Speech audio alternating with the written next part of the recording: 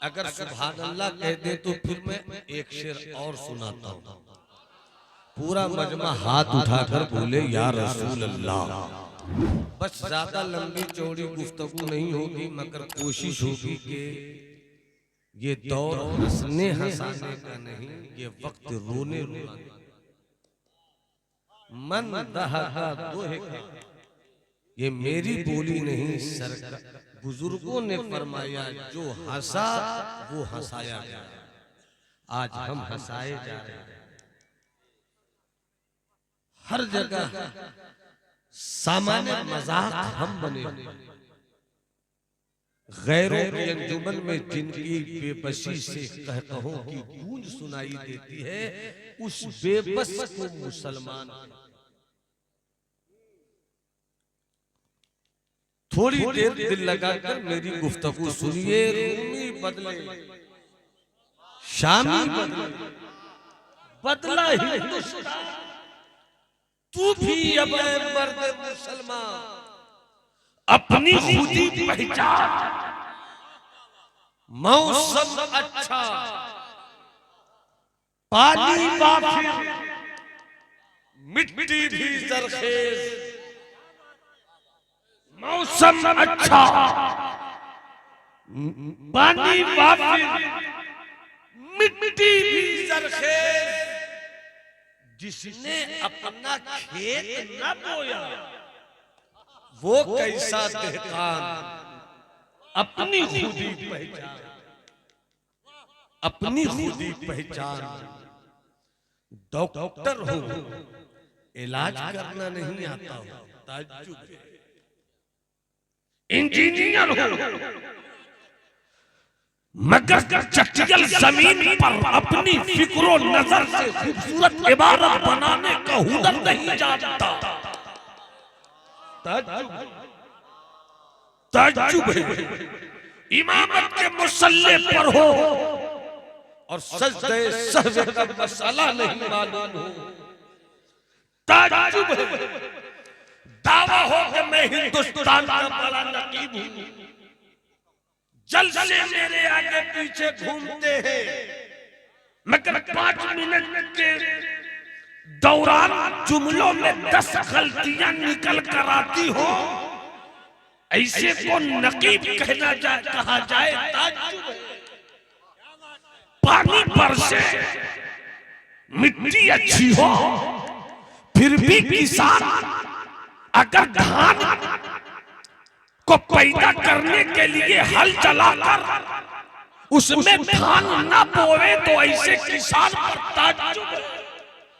अगर ये ताज्जुब है कि डॉक्टर हो इलाज करना नहीं आता, टीचर हो पढ़ाना नहीं आता, पीर हो मुरीद करना नहीं आता, मुरीद हो पीर की बातों पे चलना नहीं आता, आलिम हो शरीयत को समझाना नहीं आता, किसान हो खेती करना नहीं आता, शायर हो शेर लिखना नहीं आता, नकीब हो निकाबत का फन उसे नहीं मालूम हो। अगर ये ताज्जुब है तो इससे बड़ा ताज्जुब है कि मुसलमान है और उसे जीना नहीं।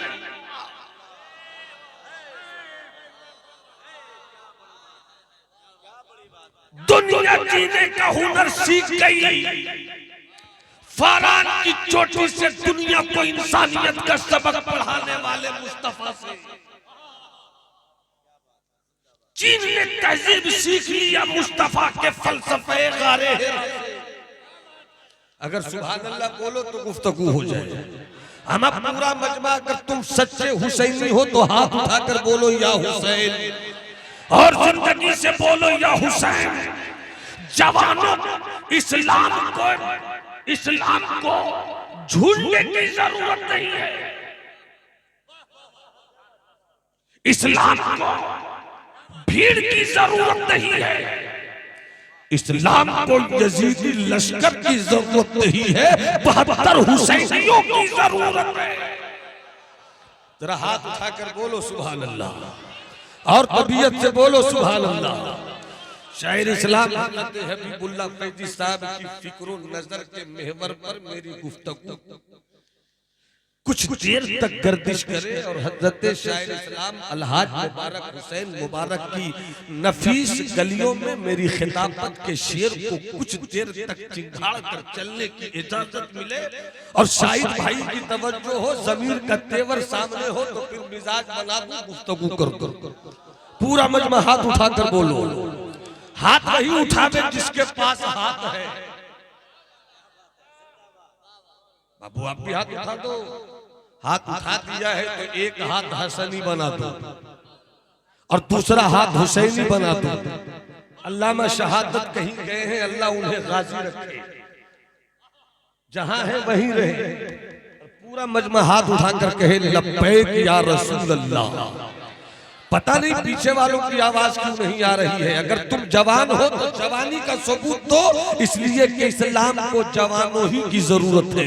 पूरा मजमा हाथ उठाकर बोले सुभान अल्लाह और बुलंद आवाज से लब्बैक या रसूल अल्लाह, लब्बैक या रसूल अल्लाह, लब्बैक या रसूल अल्लाह। फारान की चोटी से इस्लाम चला, फैल गया पूरी दुनिया में, जवानों से फैला इस्लाम।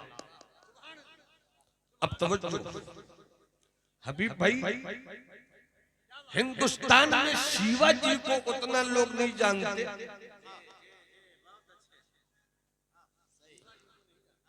हिंदुस्तान के लोग बादशाह औरंगजेब को अब कुछ कुछ जानने लगे। अच्छा हुआ कि तुमने कुफ्र का फसाना छेड़ा तो औरंगजेब का ईमान बोलने लगा।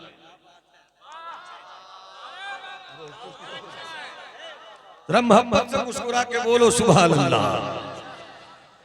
हिंदुस्तान के लोग, भारत के लोग शिवाजी को कम जानते हैं, मगर तारीख में एक नाम भारत की सरजमीन से ऐसा निकला है जिसको पूरा भारत जानता है। नाम उसका ज़हीरुद्दीन है, मगर उसको मशहूर नाम बाबर का मिला। बाबर के नाम से कितनों के लंगोट ढीले हो जाते हैं, मगर ज़हीरुद्दीन बाबर की एक कहानी बताकर एक नुक्ता निकालना चाहता हूं, बहुत आसान नुक्ता।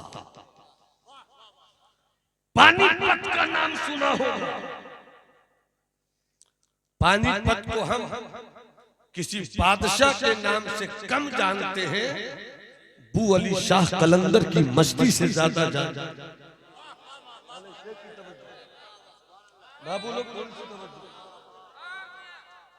हजरत अबू अली शाह कलंदर का पानीपत, हिंदुस्तान की सरजमीन पर जितनी जंग, जितनी लड़ाई पानीपत की सरजमीन पर हुई, उतनी किसी सरजमीन पर नहीं हुई। लड़ाई हुई, एक तरफ इब्राहिम लोधी, एक तरफ ज़हीरुद्दीन बाबर। भाई साहब अगर तकरीर सुनना है तो सुनिए। मैं रिवायत से हटकर दिरायत के दरवाजे को दस्तक देता हूं ताकि मेरी कौम के बाशऊर अफराद के हाथों को खटखटाने का शऊर मिल जाए। मोहब्बत से बोलो सुभान अल्लाह। अरे हाथ उठाकर बोलो ना सुभान अल्लाह। एक तरफ ज़हीरुद्दीन बाबर, एक तरफ अब्दाली। पानीपत की पहली जंग, अब्दाली पहले से भारत का बादशाह बना हुआ था। उस पानीपत की पहली जंग में अहमद अब्दाली के पास 1,00,000 फौज थी। ज़हीरुद्दीन बाबर चलकर आया था 12,000 की फौज लेकर। तारीख के पन्ने को उल्टो, लड़ने वाला भी मुसलमान, कटने वाला भी मुसलमान। इसलिए कि जो बादशाह होता है, सिर्फ बादशाह वो दीन के लिए नहीं निकलता है, वो जमीन के लिए निकलता है। वो दीन के लिए नहीं निकलता, वो जमीन के लिए निकलता है। जो जमीन के लिए निकलता है, जमीन उसे कबूल नहीं करती। जो दीन के लिए निकलता है, आज भी 700 साल से ज्यादा हो गए, मगर किसी अंग्रेज ने कहा था भारत में जिंदा लोगों की हुकूमत नहीं है, अजमेर में लेटा गरीब नवाज है, उसकी हुकूमत चलती है।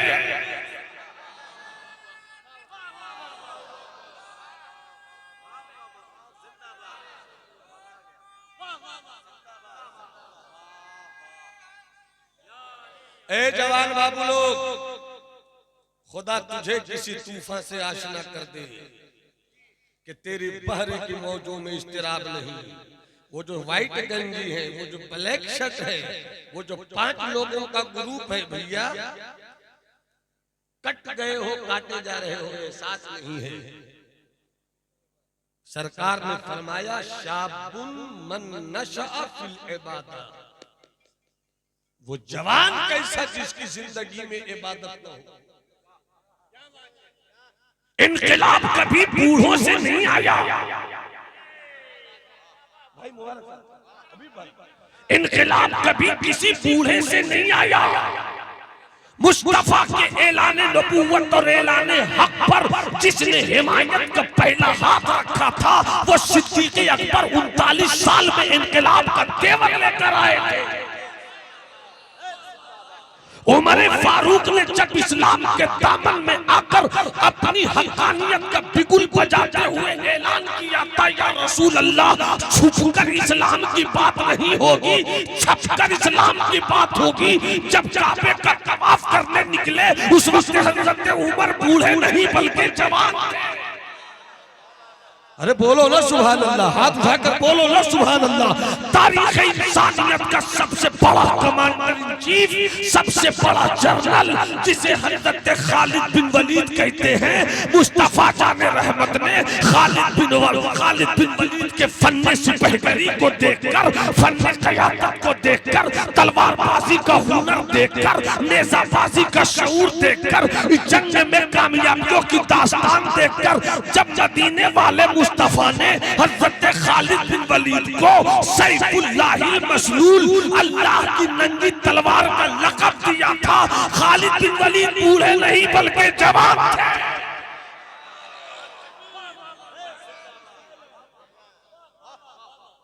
जवानों से इनकलाब आता है।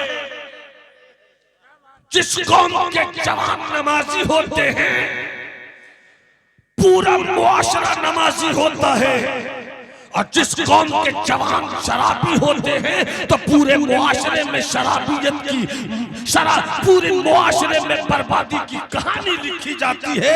इसलिए इस्लाम के बेटों, मैं बराबर तकरीरों में कहता हूँ कि तुम्हें न यूपी के योगी ने बर्बाद किया है, न तुम्हें गुजरात के आवारा चेहरों ने बर्बाद किया है, न तुम्हें किसी मंदिर के पुजारी ने बर्बाद किया है, न तुम्हें जदयू आजसू और तुम्हें शेबू सुरेन की पार्टी ने बर्बाद किया है।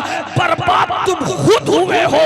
इसलिए कि तेरी कामयाबी का नाम आजसू नहीं है, तेरी कामयाबी का नाम आरजेडी नहीं है, तेरी कामयाबी का नाम जदयू नहीं है, तेरी कामयाबी का नाम कांग्रेस नहीं है, तेरी कामयाबी का नाम आरएलडी नहीं है, तुम्हारी कामयाबी का नाम टीडीपी नहीं है, तुम्हारी कामयाबी का नाम भाजपा नहीं है, बल्कि तुम्हारी कामयाबी का नाम है इस्लाम।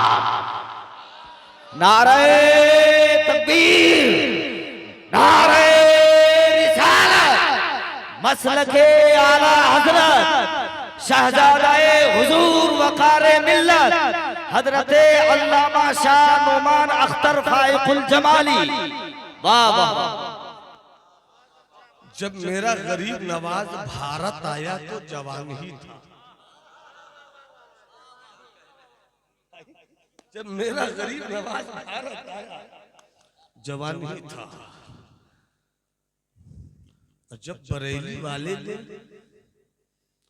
कुफ्र के चेहरे को बेनकाब किया, उस वक्त मेरा अहमद रजा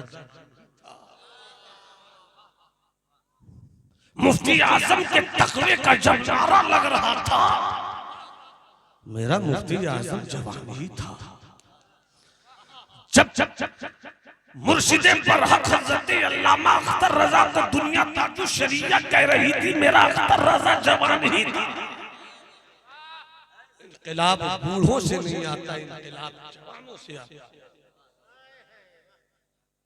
अगर मुस्कुरा कर हाथ उठाकर बोलो सुभान अल्लाह, तो फिर मैं तुम्हें वहां ले चलूं। जमीर भाई तुम्हें जो कहूं थोड़ी सी बोलो। एक तरफ अब्दाली की फौज 1 लाख, और एक तरफ अब्दाली से लड़ने के लिए आने वाली फौज बाबर की फौज 12,000। लड़ाई हुई, 12,000 की फौज जीत गई। 1 लाख रखने वाली फौज अब्दाली की हुकूमत हार गई। क्यों? क्यों? इसी क्यों को सुनना है तो हाथ उठाकर बोलो या रसूल अल्लाह। क्यों जीत गई? शायद क्यों जीत गई? इधर 1 लाख फौज थी मगर सिर्फ तलवार थी इसके पास। इधर 1 लाख की फौज थी मगर सिर्फ तीरों की भीड़ थी इसके पास। 1 लाख की फौज थी मगर ढाल थी इसके पास। 1 लाख की फौज थी मगर कुल्हाड़ी थी इसके पास। मगर जो 12,000 की फौज लेकर बाबर आया था उसके पास सिर्फ तलवार नहीं, हाथी नहीं उसके पास, घोड़े नहीं थे उसके पास, कम थे, बिल्कुल कम। मगर आने वाले बाबर ने अपने साथ अपने हाथियों के पीछे छोटे छोटे तोप को शामिल कर लिया था। जो तोप उस दौर में दुश्मन को मारने के लिए बिल्कुल एक नई ताकत के रूप में आया था, एक नए हथियार के रूप में आया था। अहमद शाह अब्दाली की 1 लाख फौज पुराने ढर्रे पर चलती रही, हार गई। बाबर नई तरह से आया था, वो जीत गया। बाबर की जीतने के मिजाज दिया कि जीतना है तो जिस दौर में रहते हो उस दौर की तरह सोचो, उस दौर की तरह सोचो। दुनिया इस वक्त टीवी से चल रही है, तुम अखबार से मुकाबला करोगे, नहीं कर सकोगे, नहीं कर सकोगे, नहीं कर सकोगे। और सब कुछ रखने के बाद मुसलमानों की ताकत का नाम न तेग है, न तोप है, न खंजर है, न तलवार है, न फौज है, न लश्कर है। मुसलमानों की ताकत का नाम है अल्लाह। मुसलमानों की ताकत का नाम, अरे हाथ उठाकर बोलो ना, मुसलमानों की ताकत का नाम अल्लाह। तो आओ जरा हाथ उठाकर अपने रब की किबरियाई का नारा लगाएं, पूरा मजमा कहे अल्लाहु अकबर, अल्लाहु अकबर। स्टेज वाले अगर हाथ नहीं उठाए तो मेरा कसूर नहीं है। अब आप स्टेज वालों को देखिए, मैं आपको देख रहा हूं। अल्लाहु अकबर, अल्लाहु अकबर। आओ तारीख माजी करीब की एक तारीख याद आ गई एक बात। आज से लगभग 26-27 साल पहले 97 में अल्जामिया शफिया मुबारकपुर से मेरी फरागत हुई। 98 में मैं जामिया हजरत निजामुद्दीन औलिया गया, फिर वहां से जामिया मिलिया गया। जब मैं जामिया निजामुद्दीन औलिया में था तब मैंने एक किताब पढ़ी थी, जो है अफगानिस्तान में 7 दिन। किताब का नाम क्या था? बोलो भाई, हाँ पढ़ोगे नहीं तो सुनो तो कम से कम। अफगानिस्तान में 7 दिन। हजरत उसमें राइटर ने लिखा, ये वो अफगानिस्तान है जिसने पहले ब्रिटानिया को उसकी औकात बताई। ये वो अफगानिस्तान है कि ब्रिटानिया तो छोड़कर भागा, शिकस्त खाकर भागा, तो आई ताकत दिखलाने को रशा। रूस को भी उसकी औकात पहाड़ों में रहने वाले इस्लाम के मुजाहिदों ने बताया। रशा भागा तो अमेरिका आया, अमेरिका को भी भागना पड़ा। अब कौन है जो जाकर मुकाबला करेगा? हदीस शरीफ में आया है कि जब कुफ्र का बोलबाला होगा तो फिर से इस्लाम की हिफाजत के लिए एलिया की सरजमीन से इस्लाम की फौज निकलेगी।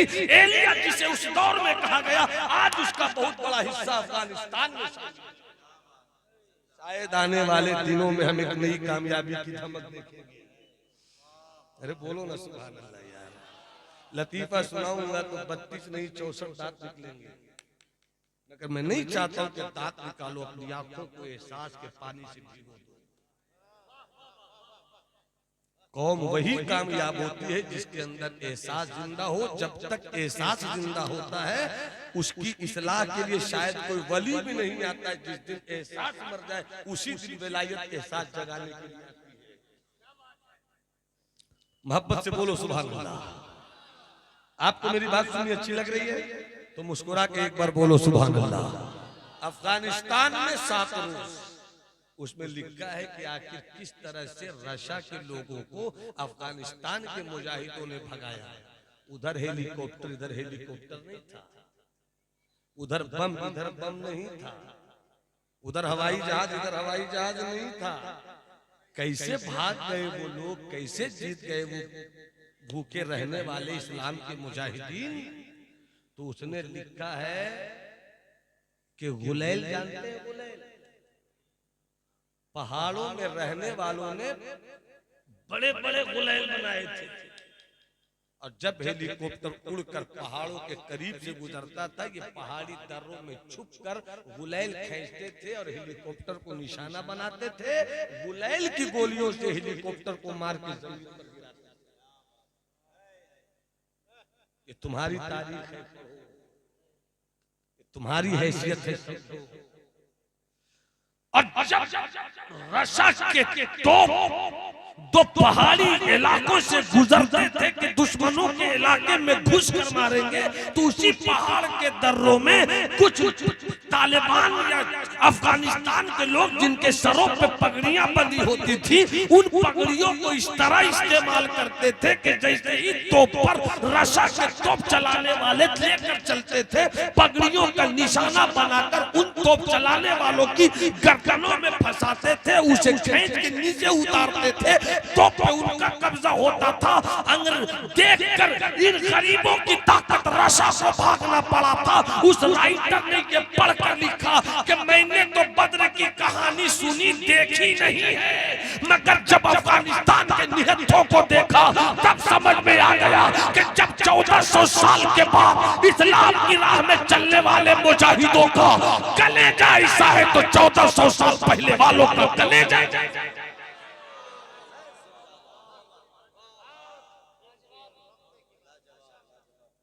मेरे दोस्त, मेरे भाई, देख लिया ना, देख लिया ना परसों जो तमाशा हुआ, देख लिया कल जो तमाशा हुआ वो देख लिया ना। ये तमाशा क्यों हुआ? इसलिए कि तुम बट गए। सैयद साहब हैं, खान साहब हैं, अंसारी भाई हैं, मंसूरी साहब हैं, हम नहीं मिलेंगे। अफसोस उस वक्त है कि एक छोटे से गांव में जब 2 बिरादरी है, एक मस्जिद तो भरने की क्षमता नहीं है, मगर खान साहब की मस्जिद अलग, अंसारी साहब की मस्जिद अलग। जिस मस्जिद में सजदा करने के बाद सजदों का ये मिजाज लेना था कि हम बटने के लिए नहीं बल्कि आपस में सटने के लिए हैं। हम इस्लाम तो तेरा वो मजहब है जहां बैकवर्ड फॉरवर्ड का कोई तस्वुर नहीं है। ये भारत में जो बैकवर्ड और फॉरवर्ड का कंसेप्ट दिया गया है, ये भी इन्हीं कुफ्र के आवारा कुत्तों ने मंडल और कमंडल के नाम पर तुम्हें बांटा हो। पठान है तो फॉरवर्ड हो गया, अंसारी है तो बैकवर्ड हो गया। अब हुकूमत कि इस बेहुदा नारों के नशे में हम और आप आकर चूर हो गए, जबकि हमारा नारा तो ये था, यूं तो सैयद भी हो, मिर्जा भी हो, अफगान भी हो, तुम सभी कुछ हो, बताओ कि मुसलमान भी हो। मनफियत एक है इस कौम की, नुकसान भी एक, मेरा अल्लाह भी, महबूब भी, कुरान भी एक। बाप क्या होती अगर होते मुसलमान भी एक। बट गए हम अंसारी, मंसूरी, पठान, शेख सैयद में। अरे उंगली तन्हा रहे तो टूट जाती है, 5 उंगली आपस में मिल जाए तो मुट्ठी बनकर तोड़ो। अगर हो सके तो खेतों में जाकर धान की बालियों को गिनो। धान की बालियां जब अलग अलग हो तो कोई भी उसे निवाला बना ले, कोई भी उसे तोड़ दे, मगर यही धान की बालियां जब आपस में जुड़ कर एक रस्सी बनती है तो रस्सी को कोई तोड़ नहीं सकता। मालूम हुआ अलग रहोगे तो दुनिया तुम्हें तोड़ देगी, एक हो जाओगे तो दुनिया को तुम जोड़ दोगे। मगर जो कौम अपना मुआशरा नहीं संभाल सके उसे उम्मीद है नीतीश कुमार साहब से। जो अपनी बिरादरी में इत्तेफाक न पैदा कर सके वो उम्मीद रखती है नाइटों से। तुम किससे उम्मीद रखते हो जिसके शरियानों में कुफ्र दौड़ रहा है? आओ एक हो जाओ, आओ मुत्तहिद हो जाओ, आओ मुत्तफिक हो जाओ, मिटा दो नफरत को, मिटा दो वहशत को। तुम्हारा इस्लाम तो एक चींटी को मारने की इजाजत नहीं देता, आदमी को मारने की इजाजत करता। जब तक सब नहीं बोलोगे सुभान अल्लाह मैं इसी तरह रहूंगा। अल्लामा अली हाजी साहब, हबीबुल्लाह भाई, मुबारक भाई, शाहिद बाबू, मैं अभी 4 वर्ष पहले सरकार मखदूम की मकतूबात सदी का एक हिस्सा पढ़ रहा था। बात आ गई तो सुन लो। मैं बराबर कहता हूं मेरे बिहार का मखदूम सुल्तानुल मुहक्किकीन शेख शरफुद्दीन यहिया मुनीरी 700 साल की तारीख में ऐसा सूफी मर्द हक कलंदर पैदा नहीं हुआ। वो शेख शरफुद्दीन यहिया मुनीरी, वो अपनी किताब में लिखते हैं मकतूबात सदी में एक मर्तबा हजरत अली गुजर रहे थे। सुनो अली अली करने वालों, अली की जिंदगी को भी समझो। मौला अली गुजर रहे थे, एक चींटी हजरत मौला अली के पैर के नीचे आ गई। तवज्जो यार, जो तवज्जो दे रहे हैं वो सुभान अल्लाह। एक चींटी पैर के नीचे आ गई। जैसे ही पैर के नीचे आई चींटी, मरी तो नहीं, चोट लगी, वो तड़प गई, वो तड़प गई, वो तड़प गई। हजरत अली ने देख लिया कि चींटी मेरे पैर के नीचे आने की बुनियाद पर चप गई, मरी तो नहीं मगर दर्द है। हजरत अली उस चींटी के दर्द को महसूस करके तड़पने लगे। हजरत अली उस चींटी के दर्द को महसूस करके खुद तड़पने लगे कि मैंने चींटी को कैसे तकलीफ पहुंचा दी। दर्द से बेचैन चींटी हो रही है, एहसास में तड़प रहे हैं मौला अली। बेचैन है, इतने में सरकार ख्वाब में आ गए। अली सोए तो सरकार ख्वाब में आए। सरकार ने ख्वाब में आकर मौला अली से कहा, अली जिस चींटी को तुमने पैरों से दबाया ना, जिसकी कमर थोड़ी सी टूट गई, जो तकलीफ में है तुम उसके लिए बेचैन हो, ये तो कहो कि रब ने तुम्हें माफ कर दिया। सरकार फरमा, किनसे? मौला अली से फरमा रहे, ये तो कहो कि रब ने तुम्हें माफ कर दिया। और रब ने इसलिए माफ कर दिया कि वो चूंटी थी जिसकी कोई भी सांस कभी जिक्र इलाही से गाफिल न रही। वो चूंटी थी जिसकी सांस कभी जिक्र इलाही से गाफिल न हुई। तुमने उस चूंटी को तकलीफ पहुंचाई, उसमें दर्द से बेचैन चूंटी है, मगर तुझे रब ने इसलिए माफ कर दिया कि चूंटी ने रब से कहा, मौला अली मुझ पर चढ़ तो गए मगर वो गलती से चढ़े हैं, इसलिए मैं अली को माफ कर देती हूँ। अब चूंटी माफ करे तब अली को माफी मिले। चूंटी माफ करे तब मौला अली को माफी मांगे हम मिले। हम तो उस मजहब के मानने वाले हैं जो चूंटी को मारना नहीं चाहे, वो इंसान को मारना। इसलिए इस्लाम के बेटो, अपनी जिंदगी को बदलो, अपने ख्याल को बदलो, अपने मिजाज को बदलो, अपनी सोच को बदलो, अपने मुआशरे को बदलो, अपने तरीके कार को बदलो। जवानों एक हो जाओ। जिस दिन तुम एक हो जाओगे, मैंने कल एक जुमला कहा था हज़रत अल्लामा हलीम हाजी साहब, कि मेरी कौम का जवान अगर 20 दिन के लिए सनक जाता है तो 5 लाख का जलसा होता है।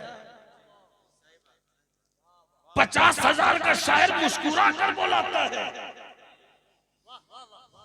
डिमांडेबल खतीब की बुराई करेगा मगर उसी को 40,000 देकर बुलाती है मेरी कौम। मेरी कौम के जवानों, जब तुम 10 दिन सनकते हो तो 5 लाख का जलसा करते हो। अगर 20 गांव के लोग सनक गए तो 1 साल में बेहतरीन स्कूल तुम बना सकते हो।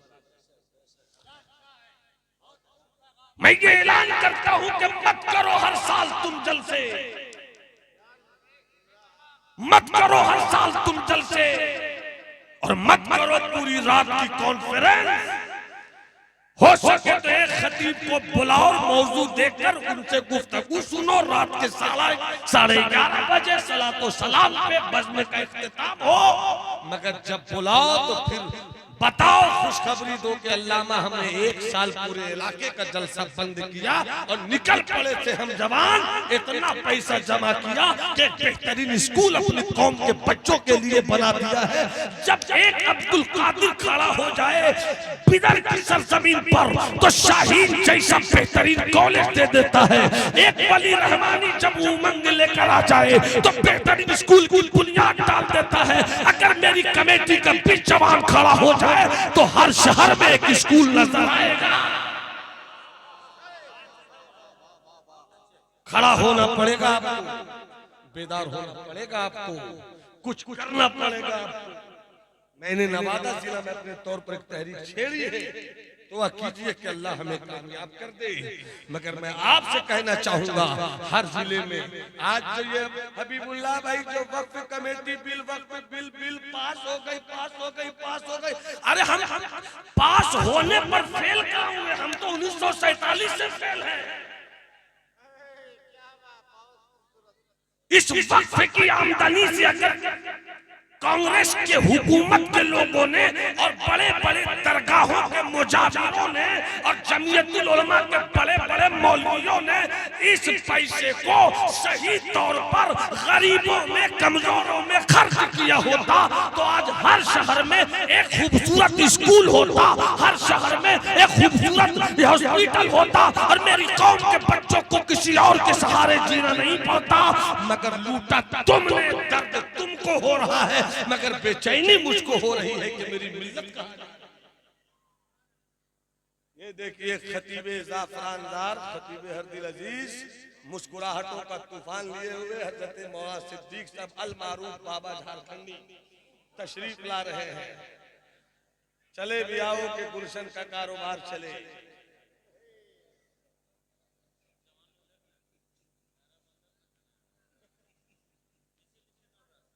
आइए आइए आइए, माशाल्लाह माशाल्लाह।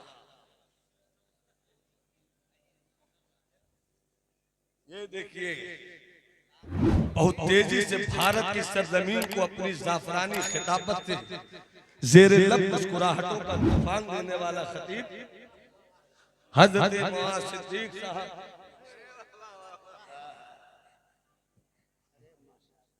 तशरीफ रखिए। सुभान अल्लाह, सुभान अल्लाह। बैठ जाओ बाबू, कहाँ जा रहे हो?